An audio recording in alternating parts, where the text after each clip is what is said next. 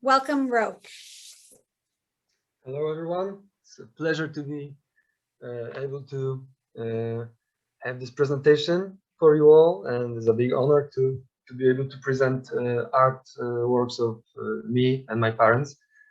So, if it's time for me now to speak, let me start with something that is important to understand who we are. Me, my mother Alicia, and my father Maciej. We are all from Poland, from Krakow, the old historical city that you can hopefully see on the screen share I'm doing right now. The city we come from is a city of art, city of artists, city that has the oldest Academy of Fine Arts in Poland and one of the oldest academies of fine arts in Europe. This is the building you can see right now, and this is the place that was or is an alma mater of both my parents and me. We have all graduated from the faculty of painting there, and a lot of things, we share very similar recollections as colleagues of my parents during their study times, were then my teachers, as some of them stayed at the academy to teach new generations. This is my mother, Alicia, standing next to one of her biggest paintings. So most of the artworks I will present will not be as big, but this is the sizes that the paintings can achieve. Here's my father, Maciej, also in front of one of the biggest coral reefs he has ever painted. So as you will see, it will be quite important. The way of painting, especially my parents do, I work a bit differently. It's somewhat, it's possible to enlarge it or shrink according to your desire without losing the feeling and the technicalities of their way of painting. Here you got paintings that are more than like 1 by 2 meters. I don't know how much it is in inches, but there are also going to be paintings with a size of something like this, and I will notice this when we come to this. My parents are also quite fond of Polish traditions, so here you can see them wearing traditional regional clothes from Krakow. And this is our home near to Krakow in a village called Modlnica. In this house, my parents got their atelier where they work. And well, this is one of the benefits of being an artist who lives in a house where they have a work place. You don't notice pandemic at all if you also turn off TV and stuff. But still, your life doesn't change that much, which really helps to keep focus on work and not get too depressed in these weird times. Also, my mother has a very beautiful garden she loves to attend, and they have cats. There used to be one cat, then the second one showed up, and then they found a stray third one. So it started from cat number 1 up to 3 cats that are now ruling the house.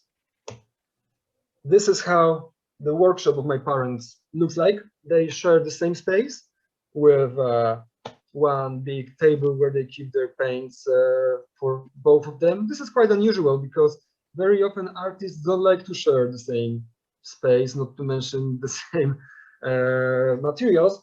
But for like more than 30 years, they're working as artists. It's been working pretty well so far for them, and it's quite unusual. But well, this is something that's really positive about the whole situation when 2 artists and well a couple can spend really like 99% of their time together and it works. So yeah, I'm really impressed by that, and I hope that I will be able to have the same attitude toward people like they do.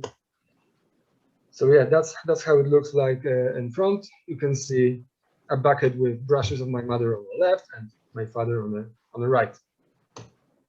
And here is a picture with Mr. Victor Ash, from the time he visited my parents' home in Krakow.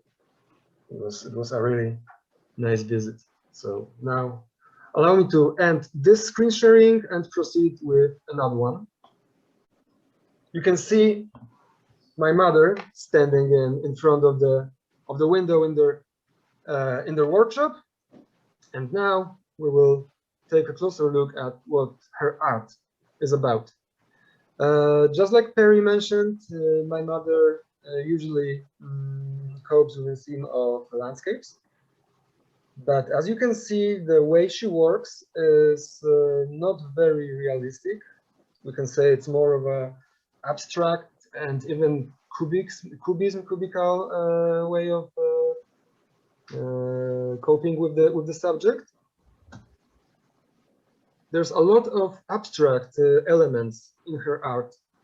I hope you will be able to see the movement of my mouse as, for example, this central part of the painting I'm showing is quite abstract. And it's going to be important to understand how my mother works, because at the beginning, there cannot be a white spot on the canvas.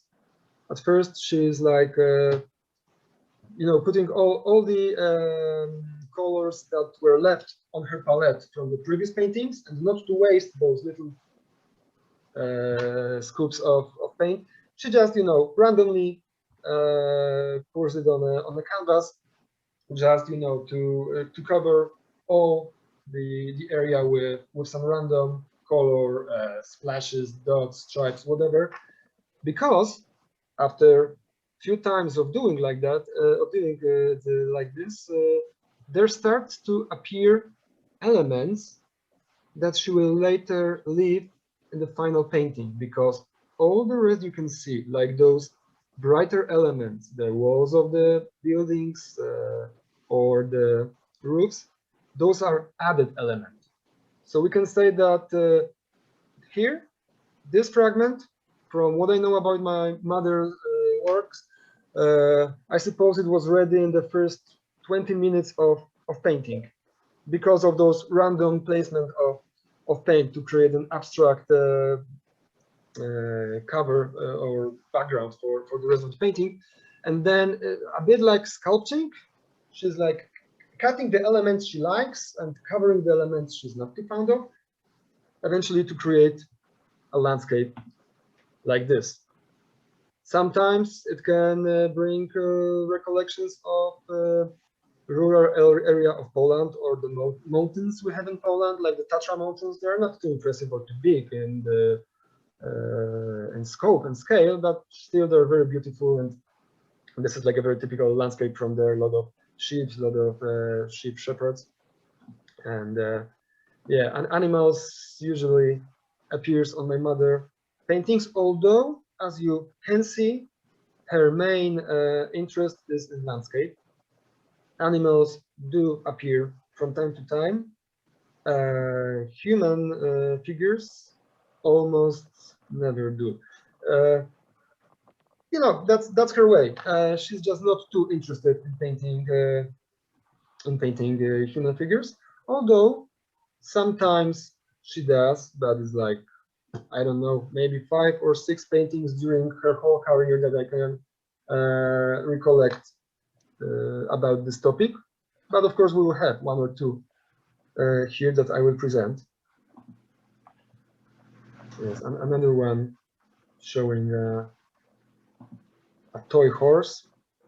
As I have told you, the garden of my mother is a very big, is of great importance to her, and she loves to attend it. So flowers and vegetation is also a important topic in her art.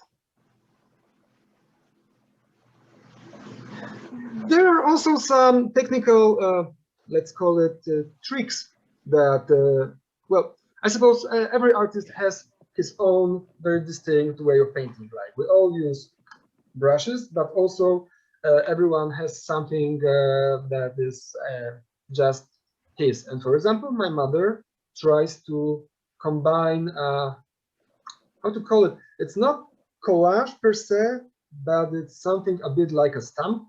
So, for example, sometimes she she uses kitchen towels, because kitchen towels, as you can for sure know, sometimes have this strange little texture to it.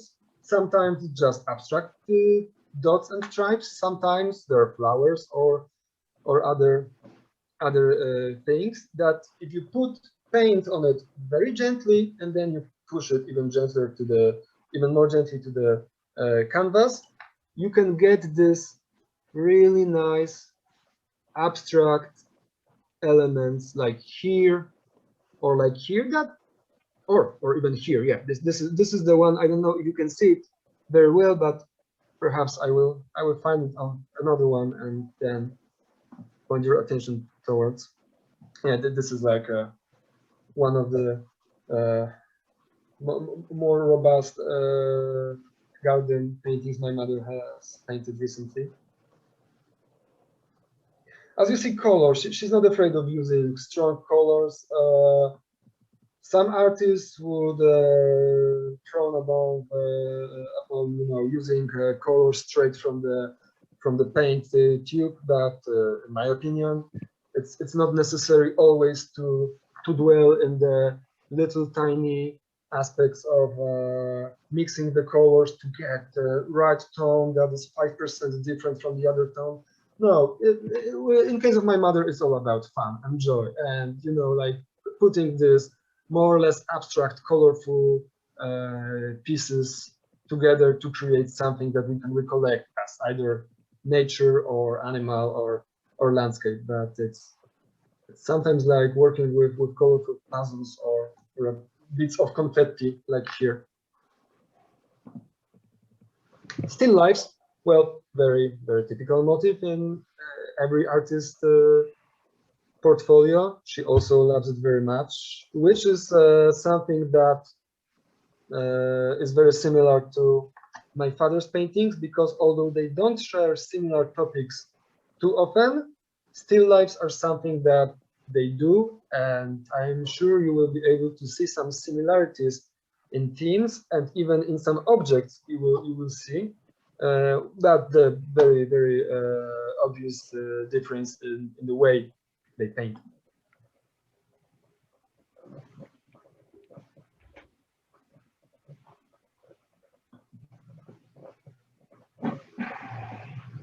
I hope I'm not moving too fast with them, but well, we have 3 artists to cover, and that's why I try not to dwell on one painting too long. At the end, perhaps I will be able to show one of them again if you would like to. Yeah, and here is one of the very unusual paintings of my mother, but that's how she paints nudes and well, her beloved cats. So again, as you can see, the general idea is quite similar. A lot of abstract background from which shape we can recognize emerges, with adding new layers of paint just in this area. I suppose this was a gift for my parents' friend for the wedding, I suppose. So that's why the wedding, I don't know the word, the thing the lady has on her head. And yeah, here it is. This painting is, again, I don't know how much it would be in inches, but it was something like that. Most of the paintings I have showed you recently are more or less 1 meter by 80 centimeters. So something like this, or more or less something like Perry has on the wall behind her. But small paintings, as you can see, can be painted using almost the same technique.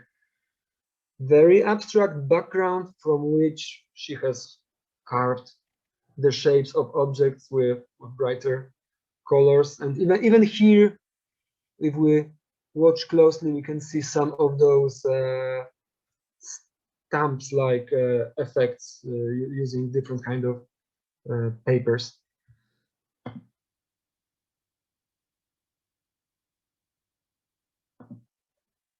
And this is how my mother's paintings present together. I don't recall where this exposition was, but well, as every artist, they do prepare exhibitions from time to time, and that's how it looks when they are hanged together, close to each other, and framed. Great. So I suppose we can stop this screen sharing part of our meeting, and we will be able to move to another one of our family, to my father. Here he is. This is my dad. On his side of the table, on his side of the workshop. And this is one of the most typical paintings my father does. As Perry has said, a lot of inspirations from the south of Europe, Italy, Tuscany, especially in colors, but also the trees.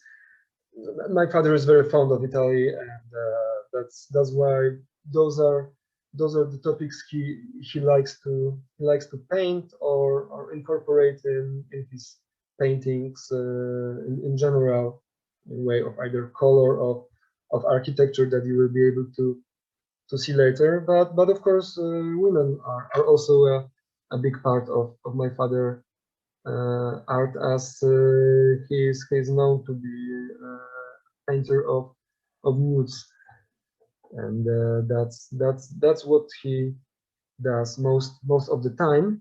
Sometimes combining it with a landscape, sometimes combining it with a still life.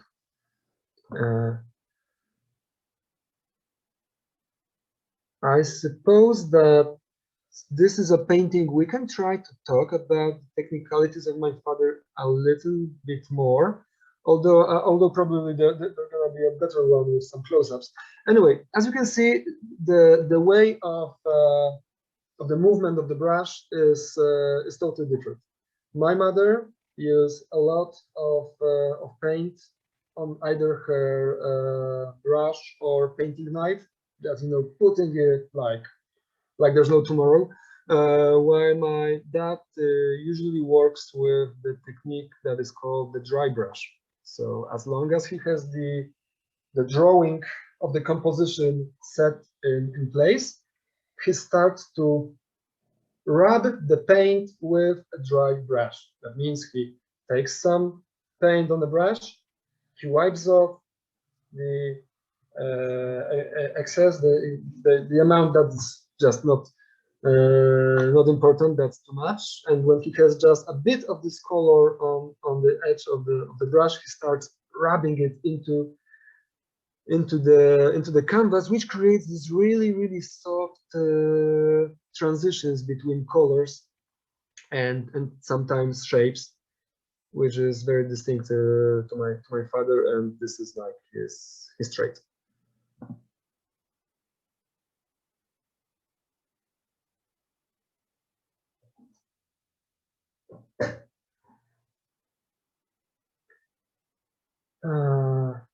Gustav Klimt, I suppose you're all familiar with him. For sure, he's one of the artists that my father likes very much, and although he's not trying to copy his style, this combination of a bit ornamental fragments combined with a very subtle and gentle representation of a naked body without any vulgarity or obscenity is what both Klimt did, and I suppose that's what is closest to my father and what he wants to tell with his art.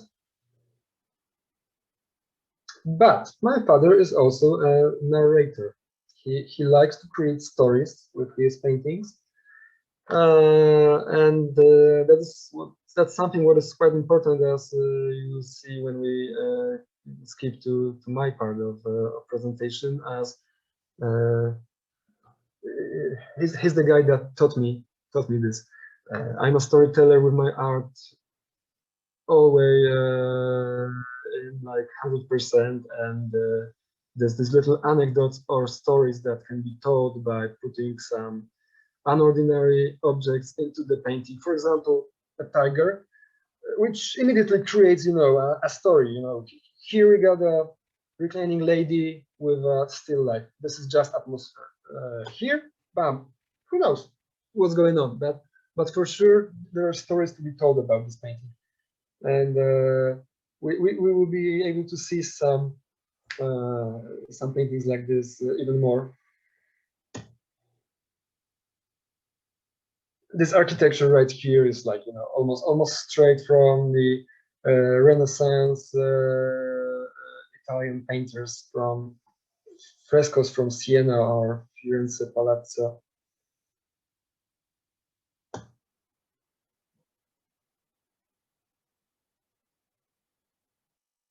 We don't have any dog, although my father used to when he was a kid, so that's why dogs appear more often at his paintings than cats. Yeah, and here's a still life by my dad, like 100% still life, nothing more to it in terms of other topics. And if you can recall the still life of my mother, there were similar fruits. There were also grapes. There was watermelon, even similar bottles, because sometimes they take the bottle they have somewhere at their shelf with props and try to paint it and paint it. So, you know, the objects are similar, but the way of painting is totally different. As I told you, my father relies more on the subtle transitions of colors, more on this than on clashing them with strong contrast, like my mother.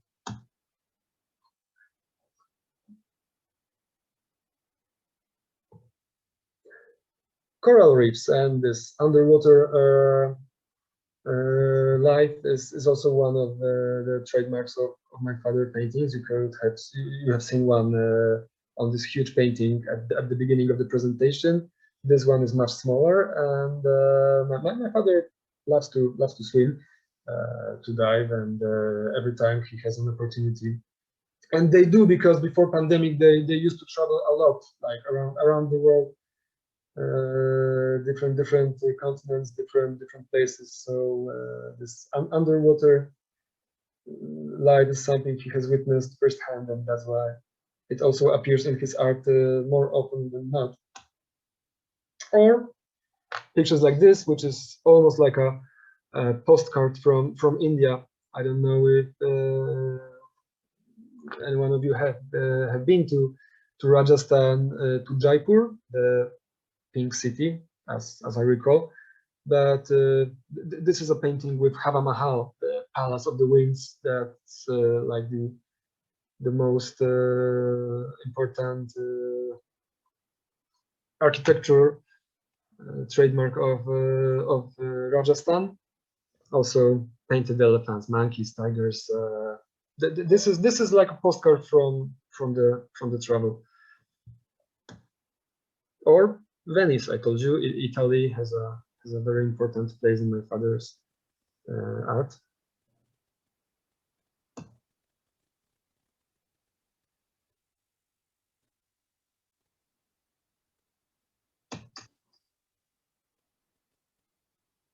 Tuscany with cypress and some vineyards.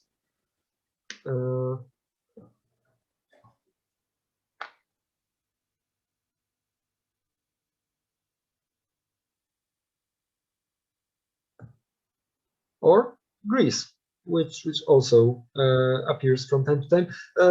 Interesting thing about artists in Poland, or at least in the group of artists we live together with, like not together with, but to get my meaning, artists tend to be loners. Like we don't need other people to work with. We of course need people to see what we have done. This is like the most important thing of our work. But during the process of painting, we prefer to be left alone, not bothered. But from time to time, there is a time like when all these loners feel need to get in a group and just, you know, maybe paint something not together on one canvas, but together in one space, and then just drink wine and talk about it, or I don't know, play cards, spend some time together. And this is something that happens quite a lot, and it's called artistic workshops or plein airs.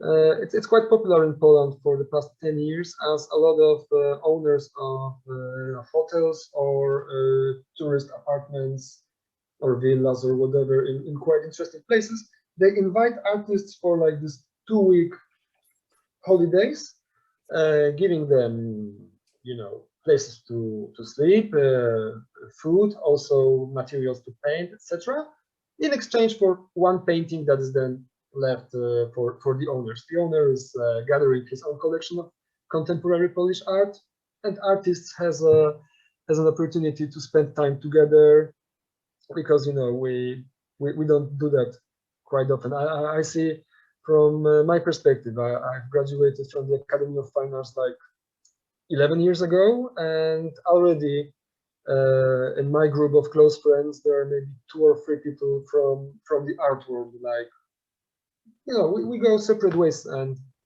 it's very nice to be able to meet and talk with people. For example, sometimes those plein airs takes place abroad. This is a painting that my father has painted during their stay in Greece, Santorini. So that's also a kind of, let's say, a postcard from a trip.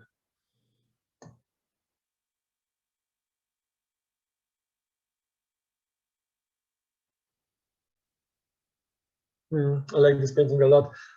As I told you, my father is a storyteller from time to time, but this attention to drawing and to general precision in drawing that can be seen in some of his paintings is something that that originates in quite an unusual place, because in comic books. Comic books is something that is very important to me and to my art, and also my father was the one who taught me this. But also we can see this attention to the drawing detail in his art. So this is one of the paintings that presents it in a very strong manner.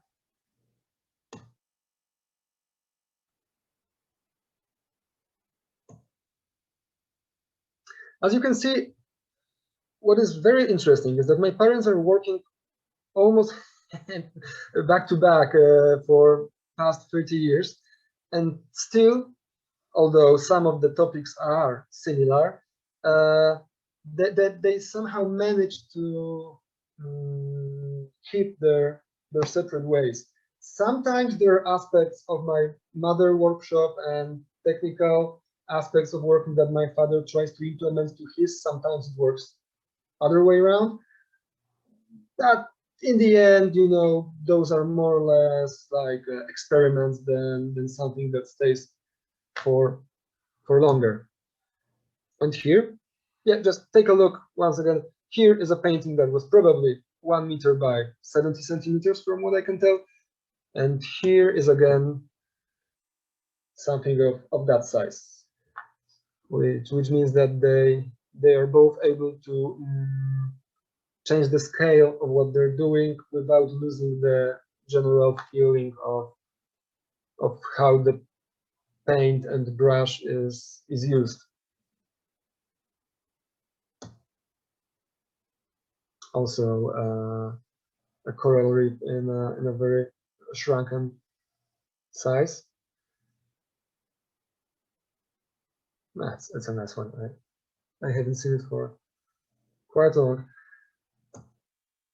Yeah, and that, I suppose, is from the same exposition my mother paintings were displayed. I have showed you, and here are my dad's paintings. So you can see how they present on the wall in a gallery space next to each other. This is interesting because although watching this presentation, it's obvious, one can tell that the paintings are similar to each other. Well, they are, like, you know, Paul Cézanne has painted Mont Saint-Victoire like 1,000 times or something. So yeah, I don't think there's a need for an artist to paint something totally different every time. But even with this in our head, you can see that here that there is quite a strong difference between the paintings, both in atmosphere and topics they pick. Yes, and it's gonna be the end of screen sharing number 2. Now we're gonna move to Urbaniak painter number 3. That's me. So here I am sitting in my workshop. I used to paint at my parents' home, of course, but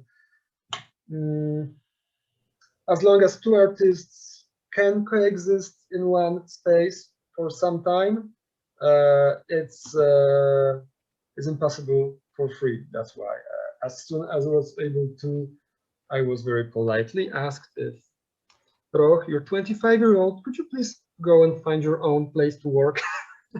Especially because I have a bit different day schedule, and my parents work during day. I prefer working in late hours, so it was just too hectic. Now it has changed a lot because I have a baby daughter that requires me to be more often at home than not. So I'm also trying to work in normal hours, that mean during day, but it used to be totally different. And so here I am in my workshop. And as I have introduced this aspect of my work, I'm a storyteller. Well, it's quite obvious because not only my paintings are painted in a way that I want everyone who sees my painting to create their own story in their head. Like I don't give you instruction of what you should think about this painting. I don't give you a short script of the story, who is flying in this balloon, or why this castle / manor is high up in the clouds. I want you to create your own story.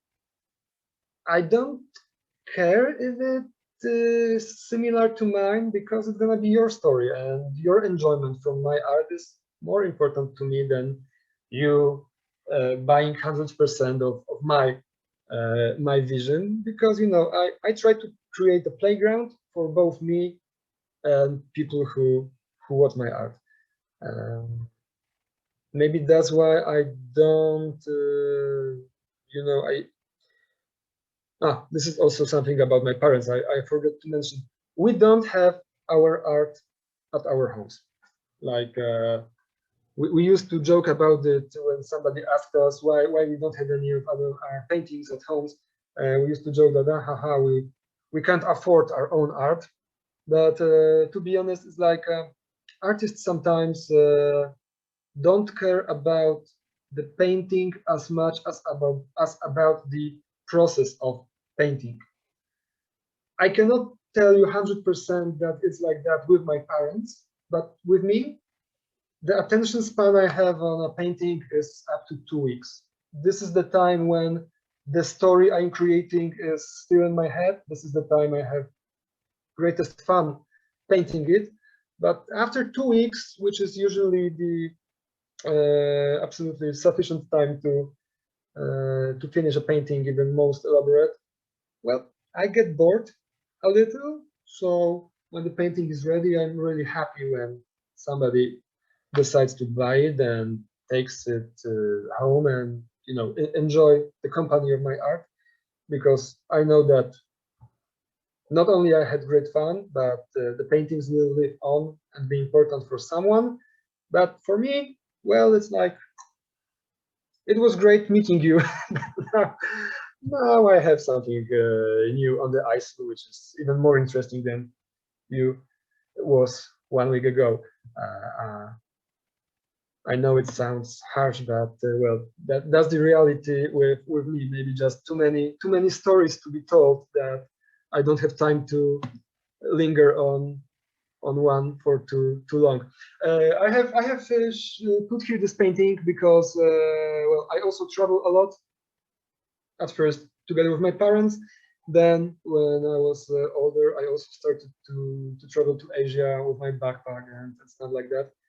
Italy was, of course, on my itinerary, and I must admit that both Florence, Venice, Tuscany, Rome, there are few as photogenic places and as inspiring places around the world. So, of course, I also have tried this Venice topic, and I'm showing you how it works when done by me to compare with how my father painted it. So the inspirations for my art, as I have told you, are mostly from my travels, but I always try to, yeah, I will repeat myself, creating stories. So when I go to a place, be it India, Nepal, China, Japan, Knoxville, Tennessee, from which I have painted a really nice painting I like a lot from the Kate's Cove with some bears that I have seen when I was there. I always need to add this a bit of magical realism flavor to it for the sake of me, of mine pleasure from painting the recollection of the trip. You know, it's like let us suspend the disbelief and allow us to think that there was something more in the place we have been to. So if there's a legend about the dragon or a legend about the enchanted lake full of mermaids or whatever, let's not discard this thought. And when I'm painting something from recollection about a place, I try to incorporate the stories I have heard, create new. Well, what you're seeing here, for example, was a painting I've done just after returning from some mountain hiking in Switzerland. I know it's not too Swiss as long as the architecture is concerned, but still the mountains, the lakes, and the railways, rail bridges. That's how I created my memory of Switzerland. And here is my vision of Krakow. We have a wonderful story about the dragon that was slain by a little cobbler who has stuffed a dead sheep with some sulfur, and then the dragon ate it and started drinking the water from the Vistula River until he exploded. So yeah, the Krakow is a city of a dragon, and I painted it here. This is a painting that's quite important because I will talk about it a bit later. That you know, it was just natural that eventually I will write a book from those stories I already have in my head when painting. So this one is a painting I used as a cover for the second part of my book with stories for children. I will show it you later.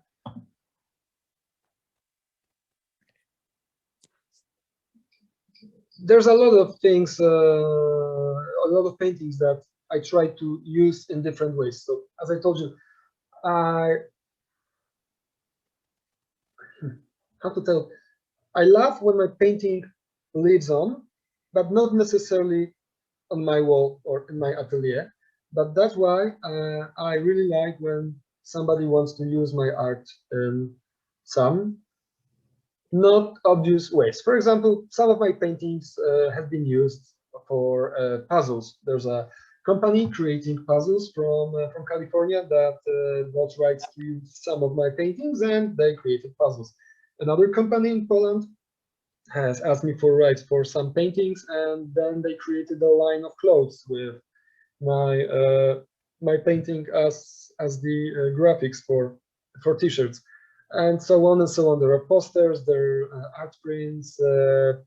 Well, to be honest, this week even there's a company making beer in Poland, which is one of the most renowned and prized around the world company of craft beer in Europe, and one of top 10 in the world. And they have asked me if they could use one of my paintings on the can of their artistic series of beers. Well, I know the guy who's running the company. He's my friend from primary school, and well, he's doing great with his business. He has a great quality of the product. So yeah, I said yes. So even that, I have no problem with this as long as people enjoy my art, and I hope they do. I haven't seen a whale yet, but that's on my short list or my bucket list to do. So I'm painting them, but haven't seen one yet.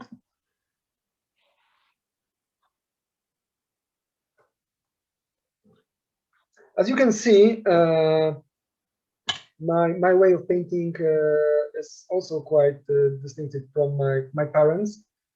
Of course, I must admit that if I have to say who was my most influential, who had the most influence on me as an artist, with all due respect to my teachers at the Academy of Fine Arts, I wouldn't mention any of them, but my parents. You know, it's quite obvious, and you cannot avoid it. If you are raised in a house of artists, you grow up among paints and among your parents' workshop. You just, you know, like a sponge. You soak with all of it. And even when at the Academy of Fine Arts somebody tells you to do something different or has some ideas about what you could do and how you could do, even if you try to listen, it's not as influential as, you know, seeing what my parents were doing. I hope that I managed to cross the line from mimicking them and found my own way of painting, although I will always admit that it all started with my parents and the way they work, and I was just, you know, cherry picking things that was most interesting for me. So of course it's most visible in the architecture, but the thing I try to do it is like add more shading and drawing into it.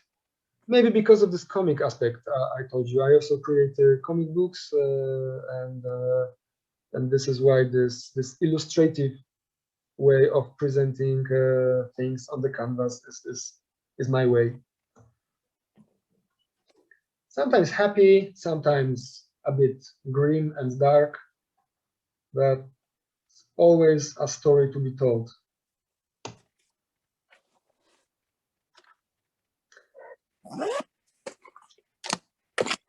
When we finish this part of presentation, I would like to show you something I hope you will find interesting. I have a video on YouTube that I have made recently for one fantasy art festival in Poland.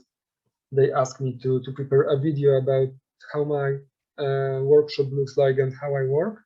Of course, I will not torment you with the full 15 minutes of it, but I will show you like 4 or 5 little pieces of it to show how I paint, how I use my brushes, and how my workshop looks like.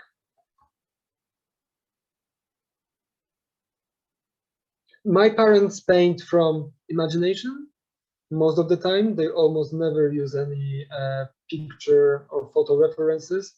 I do, because there are things I can imagine. I know how to paint the cluster of buildings. I know how to paint a rock. I don't need any help to it. But my God, I had no idea how to paint sea like this. So I was, you know, like having a picture of the rough sea here and just trying to paint it as precise as possible, which was great fun, to be honest, because, you know, let's try doing something new every time, and you never get bored.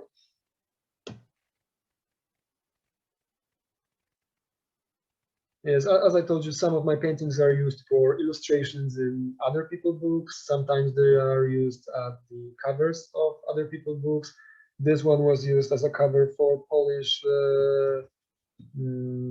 edition of one of H.P. Lovecraft horror books, although I didn't paint it as intended for Lovecraftian themes, but well, the publisher liked it so much they used it.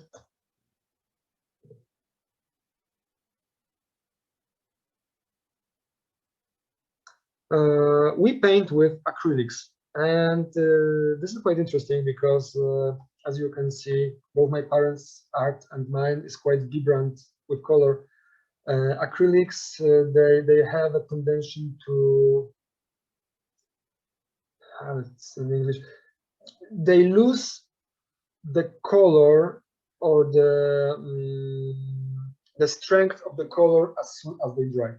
It's like 15, sometimes even up to 20% lost in vibrance, in you know, this juiciness of the color.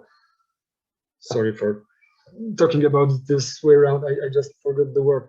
And we managed to overcome it with the varnish, very specific kind of varnish that is based on some natural resins and other kind of minerals that are combined with tree resin. And when you put this layer of varnish on the painting and it finally dries, well, then it's beautifully glowing and the colors are alive.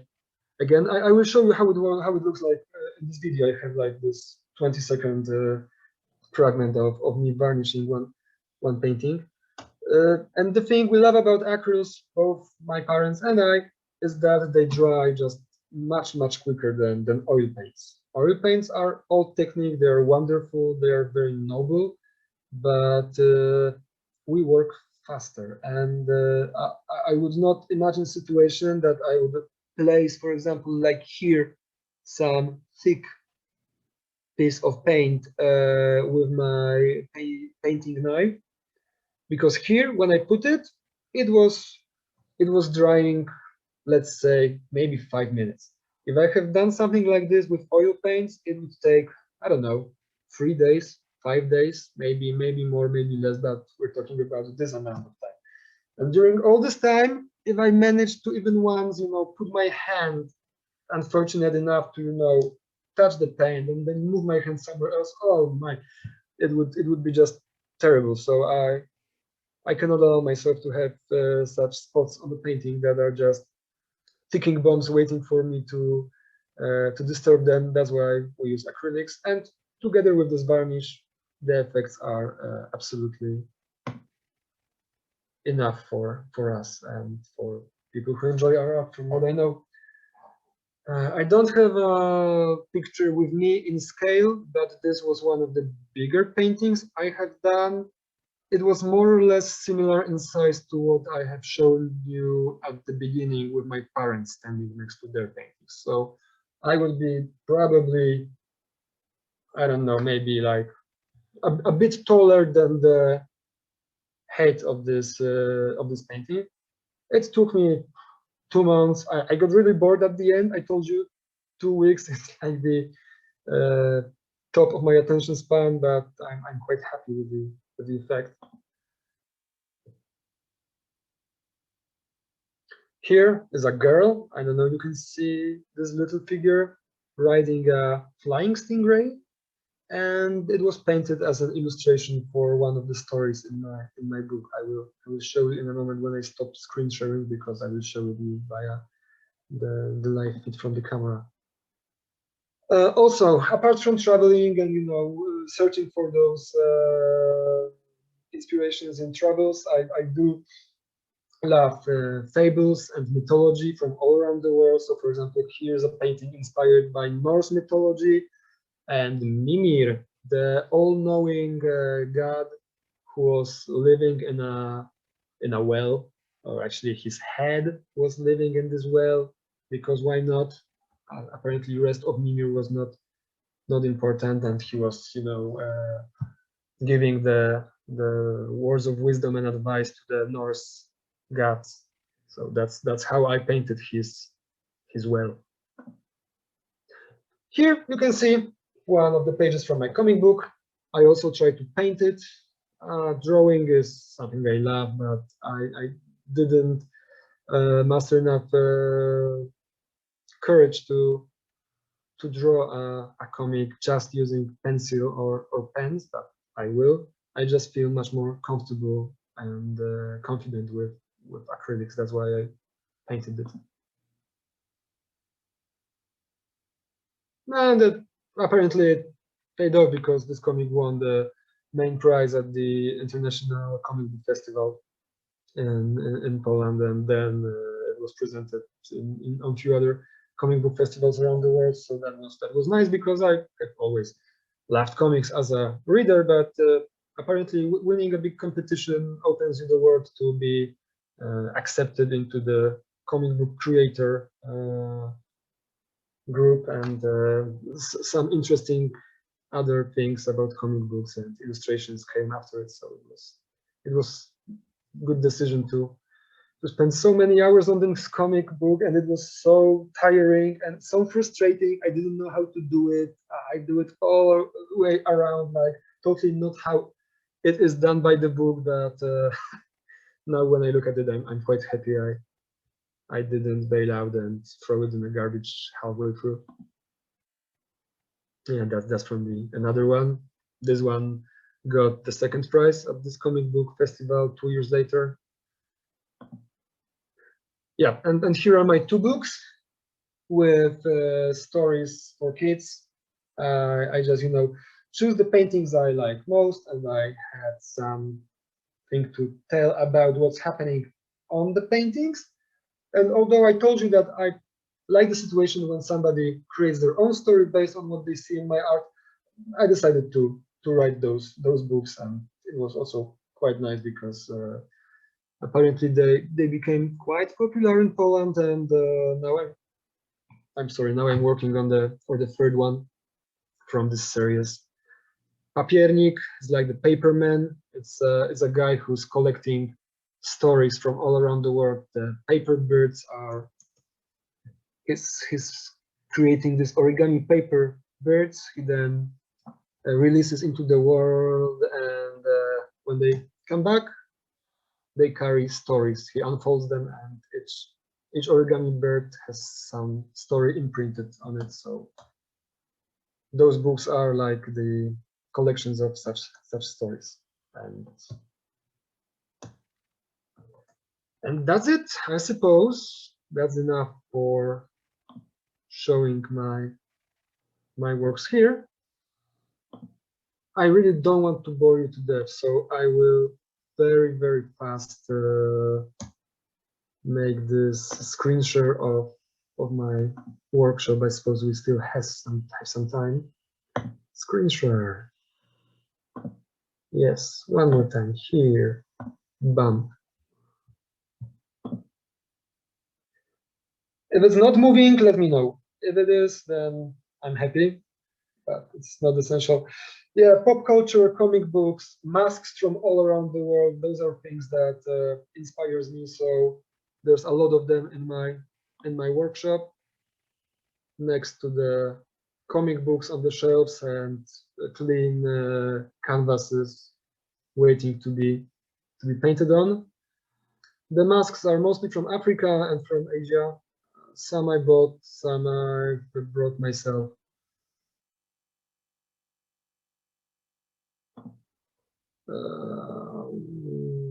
Okay, yeah, that's the place where I work. Some canvases on the walls waiting to be painted on. Next, how my paints look like, a bit different than my parents. Here they are.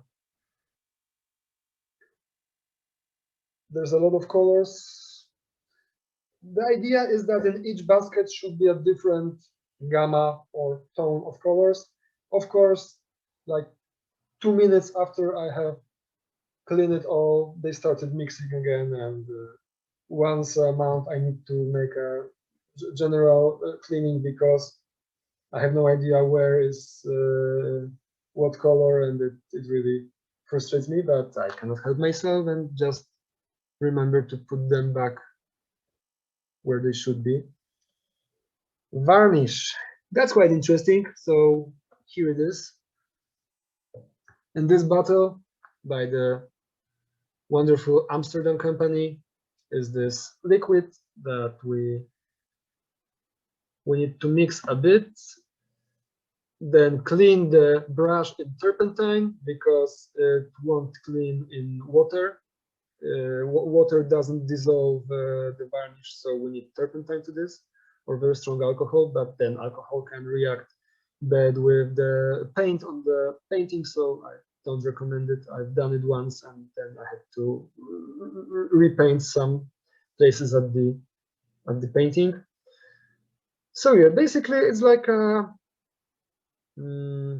transparent liquid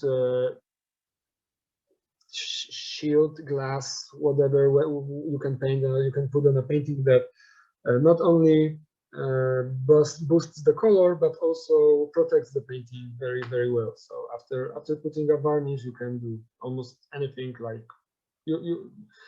your kid puts some tomato soup on the painting, no problem, just take warm cloth and clean it, nothing will happen. I experienced this firsthand some months ago, so yeah, it's quite safe afterwards. What I haven't shown you is a sketchbook. I do sketch, not as much as I want to, but it helps a lot because you will be able to see there are some paintings that were first sketched and afterwards the painting was done almost exactly like I have prepared it in the sketch. It helps a lot because without it, when you make a sketch, then your time at the early stage of painting it decreases like tenfold. When you don't need to think about the composition and where to put which aspects, so it would fit on the canvas. It can be a chore, but when you prepare it in the sketchbook first, then just look at the sketchbook and transfer. We don't use any kind of projector, neither my parents nor I, so it's all by hand, but still it helps a lot.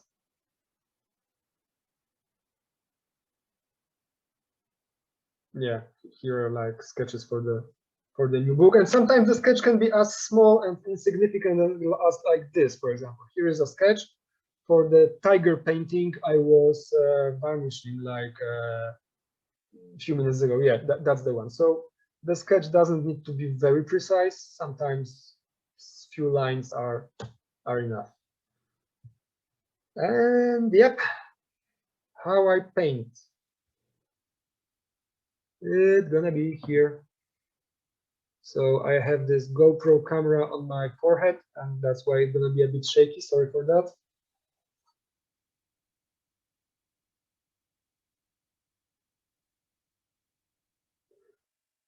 As you can see, this is something I borrow from my mother technique.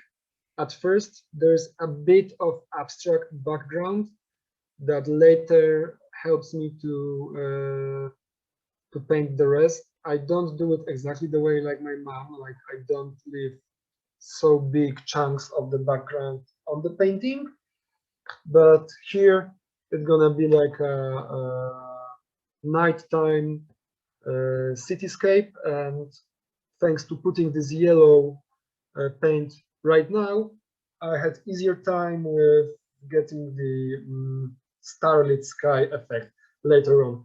I will pause it right now, and I suppose just stop this screen sharing because that's all I wanted to show you. The only thing I wanted to show you afterwards this painting was this. Like this painting here on the right, that's what finally emerged from the painting you've seen a moment before I was painting. So maybe not a lot was left, but trust me, some of those stars and some of those glowing animal shapes in the sky, they were painted thanks to the fact that I had this yellow glowing paint put at the beginning. So I suppose that concludes what I had to say. I hope I didn't bore you all to death, and that it was quite interesting for you because, well, 3 artists during one meeting can be overwhelming. But I think that we, you know, our art, our world, our inspiration, that it works pretty well together, both in the aspects that we share and the one we differ.